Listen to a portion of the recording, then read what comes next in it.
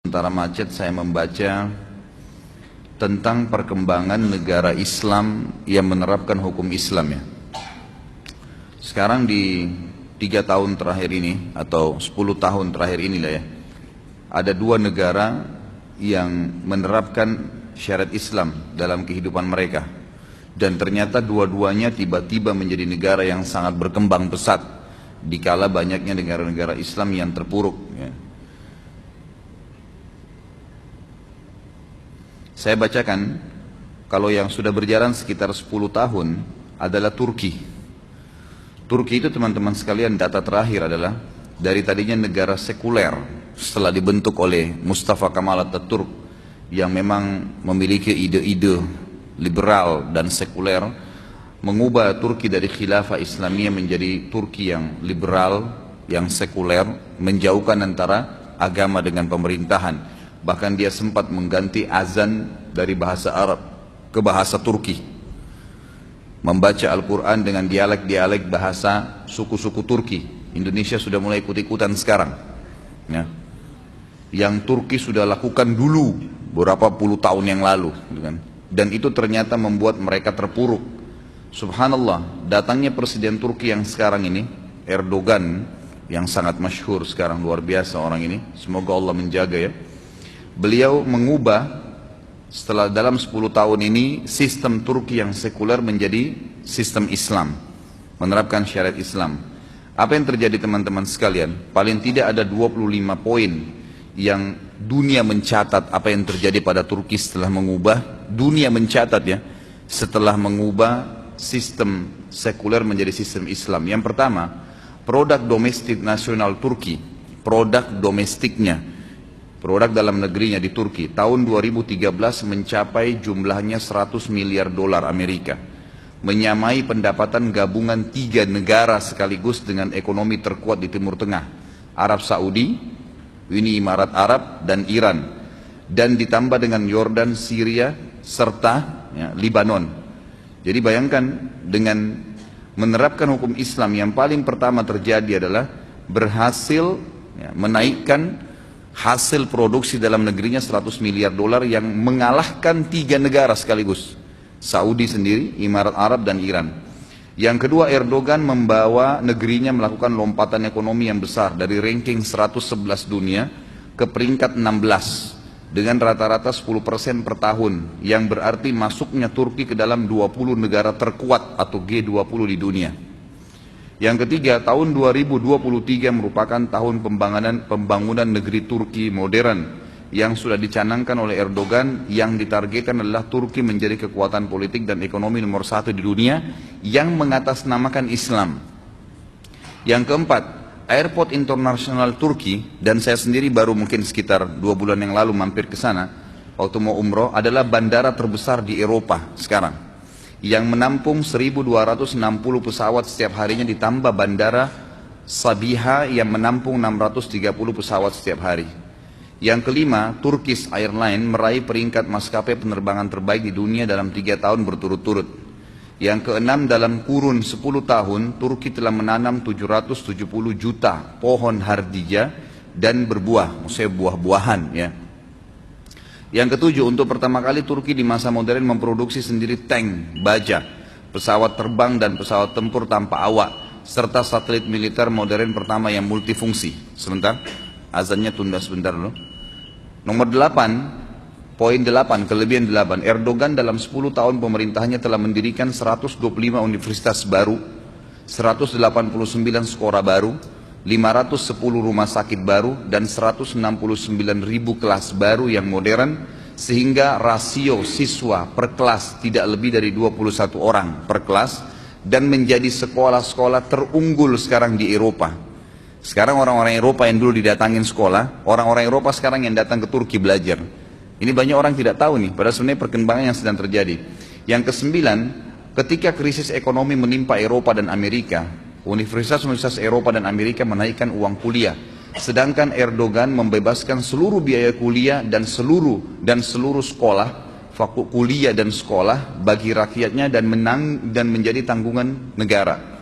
Yang ke-10, dalam 10 tahun terakhir, pendapatan per kapita penduduk Turki yang dahulunya hanya $3.500 per tahun, meningkat menjadi $11.000 per tahun. Lebih tinggi daripada per kapita penduduk Prancis. Jadi kalau teman-teman tahu, Prancis itu paling tinggi per kapitanya. Artinya pendapatan orang itu tinggi sekali di sana. Tapi Turki dalam 10 tahun terakhir mengalahkan, karena dari $3.500 per tahunnya menjadi $11.000 per orang ya. Dari per kapita, dan Erdogan menaikkan nilai tukar uang Turki menjadi 30 kali lipat. Dulunya rendah, sekarang menjadi naik. Yang ke-11 di Turki, negara sedang mengupayakan dengan sungguh-sungguh membiayai 300.000 ilmuwan melakukan penelitian ilmiah untuk menuju tahun 2023. Jadi dalam slogan yang diangkat sekarang sama Erdogan ini, tahun 2023 atau 2025, Turki sudah harus kembali seperti dulu, menguasai dunia dengan sistem Islam. Yang ke-12, di antara keberhasilan politik terbesar Turki adalah keberhasilan Erdogan mendamaikan dua bagian Siprus yang bertikai. Ia juga melakukan pembahasan damai dengan Partai Buruh Kurdistan untuk menghentikan pertumpahan darah dan meminta maaf kepada Armenia, sehingga menyelesaikan permasalahan yang sudah menggantung selama 6 dasawarsa. Yang ke-13, di Turki, gaji dan upah meningkat mencapai 300%. Dan gaji pegawai baru meningkat dari 340 lira Turki menjadi 957 lira, dan jumlah pencari kerja menurun dari 38% menjadi 2%. 14, di Turki anggaran pendidikan dan kesehatan mengungguli anggaran pertahanan dan gaji guru sebesar gaji dokter. Ke-15, di Turki telah dibangun 35.000 laboratorium IT dan database modern yang melatih pemuda-pemuda Turki. Yang ke-16, Erdogan juga menutupi defisit anggaran yang mencapai 47 miliar dolar. Sebelumnya, cicilan terakhir hutang Turki ke IMF adalah 300 juta dolar pada Juli lalu.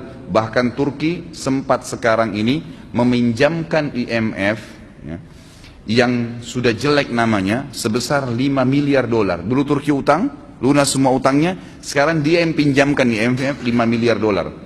Di samping itu Erdogan juga menambah cadangan devisa negara sebesar 100 miliar dolar.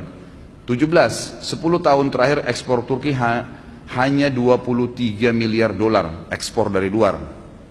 Ekspor di luar. Sekarang meningkat, tadinya cuma 23 miliar dolar, sekarang meningkat jadi 153 miliar dolar, mencapai 190 negara. Yang paling banyak adalah mobil. Jadi semua mobil di Eropa dan banyak juga dimasukkan di Indonesia sekarang atau di Asia Tenggara itu diproduksi di Turki. Dan saya tanya sendiri orang Turki kemarin, memang statementnya seperti itu. Yang paling banyak adalah mobil, yang kedua peralatan elektronik. Setiap 3 perangkat elektronik di Eropa, satunya produk Turki. 18, pemerintahan Erdogan sekarang mengawali pengelolaan sampah menjadi pembangkit tenaga listrik yang digunakan oleh sepertiga penduduk Turki, dan energi listrik sudah dinikmati 98% penduduk Turki.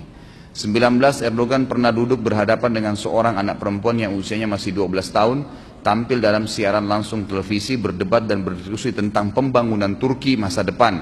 Beliau menghormati kecerdasan dan semangat anak tersebut, sekaligus beliau mendidik anak-anak Turki agar terbiasa untuk memikirkan tentang masa depan Turki. Ke-20, Erdogan adalah musuh, ya, dikatakan, disebarkan berita Erdogan adalah teman Israel. Padahal sebenarnya Erdogan adalah musuh dari Israel. Bahkan Erdogan telah memberikan tamparan keras kepada Israel, dan dia telah memaksa Israel meminta maaf karena kasus kapal Marmara. Ada laut Marmara di Turki, itu pernah ditembak oleh orang Israel, maka dia memaksa. Dan Turki mengatakan peminta maafan tersebut akan diterima kalau mereka mencabut embargo Gaza, ya, sampai kalau tidak maka tidak diberikan maaf, gitu kan? Kalau tidak maka terjadi peperangan, diserang Israel. 21, dikatakan bahwasanya Erdogan satu-satunya pemimpin Muslim yang akhirnya mempermalukan Simon Peres di sebuah sidang, yang menyebut bahwasanya alasan-alasan kenapa dia menyerang Israel, dan Erdogan akhirnya meninggalkan tempat duduk tersebut dan mempermalukan Israel, sampai akhirnya disambut di seluruh pelosok jalan-jalan di Istanbul dan dianggap sebagai pejuang Muslim. 22, Erdogan juga menyemprot para demonstran penentangnya, ya, tetap aja orang ada menentang, dengan air dan tidak pernah menggunakan pesawat tempur, rudal ataupun bom-bom. Yang ke-23, Erdogan menolak anak gadis, ya, di Turki sekarang membuka hijab saat sekolah, bahkan mewajibkan hijab di negaranya. Yang ke-24, Erdogan satu-satunya kepala negara bersama istrinya mengunjungi Burma. yang kemarin bermasalah, dan bertemu dengan kaum muslimin di sana dari kawasan Myanmar yang dapat bencana, serta membawa kaum muslimin yang sedang susah menuju ke Turki dengan menyiapkan segala macam persiapan mereka, kebutuhan mereka. Yang ke-25, Erdogan menghidupkan kembali pengajaran Al-Quran dan Sunnah di sekolah-sekolah negeri setelah hilang kurang lebih 90 tahun, dihilangkan oleh pemerintah sekuler. Sekarang pelajaran dasar harus belajar Al-Quran dan Sunnah. 26, Erdogan menetapkan kebebasan berhijab di kampus-kampus Turki dan di parlemen, yang dulunya tidak boleh satu orang pun parlemen yang pakai jilbab masuk ke dalam parlemen kalau perempuan. 27, Erdoganlah pemimpin muslim yang membuat lampu di jembatan gantung terbesar di dunia di pantai Laut Hitam dengan penerangan yang sangat besar bertuliskan Bismillahirrahmanirrahim. Padahal ada salah satu negara Arab membuat pohon Natal terbesar di dunia dengan menelan dana sampai 40 juta dolar. Erdogan 28 mengembalikan pembelajaran bahasa Utsmaniyah yang berhuruf Arab di sekolah-sekolah negeri. Dan yang terakhir adalah 29, Erdogan melepas pawai 10.000 anak-anak muslim yang berumur 7 tahun di jalan-jalan Istanbul dengan penuh bangga. Anak-anak tersebut akan memulai kewajiban sholat berjamaah dan menghafal Al-Quran setiap harinya. Negara yang kedua teman-teman sekalian adalah Brunei yang terdekat. Begitu disiarkan bahwasanya Brunei menerapkan hukum Islam, maka ditemukan kembali kiang-kiang minyak yang jumlahnya bisa berjumlah 70 kali lipat dari apa yang dimiliki sebelumnya. Baru diniatkan, baru diterapkan, sudah Allah bukain. Bagaimana dengan Indonesia?